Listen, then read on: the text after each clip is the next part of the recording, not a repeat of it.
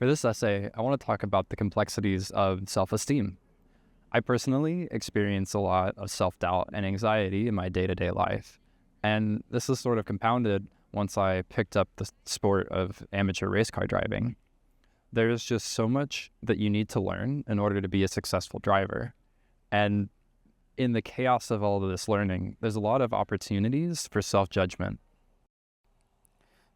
Everything from repairing the race car, to driving the race car, to engaging with sponsors, and leading the community. All of these are opportunities for negative thinking to interfere. Motorsport, by definition, thrives off of competition. And so naturally, the inner critic can begin to shape the narrative, saying things like, I'm not fast enough, I'm not skilled enough, I'm not consistent enough, all converging to this idea of I am not enough. And this compounds when you think about repairing the car and maintaining it. It's things like I'm not a good enough mechanic, so my car is slow or not balanced right, and so I'm not enough. And then you think about working with sponsors, and it's the thoughts are my brand isn't interesting enough, my mission isn't pure enough. And lastly, it ends with leading and trying to build a community with this idea of I'm not a leader. Who am I to be standing in front of the camera now with a microphone? All of this negative thinking is just so common for me that it often exists in the background in perpetuity and grows into things, nebulous feelings like fear and anger. The good news is that I've learned skills to cope with it that can take those negative feelings and shift them into gratitude.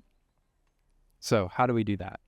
Well, if we actively listen to the inner critic, we can then rephrase the narrative and shift our thoughts into ones that cause us less suffering.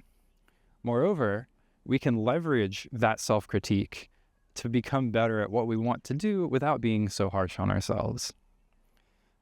So, an example being, let's say I finished last in the race. You can shift that to say, I did a great job of staying on track. I let the leading cars pass without incident, and I did a good job of watching the flag stations. Next time, I'll try to be faster through the corners by hitting the apexes and braking less. And so it's incredibly difficult to practice this type of reshaping the narrative if we're in a mood to be mean to ourselves.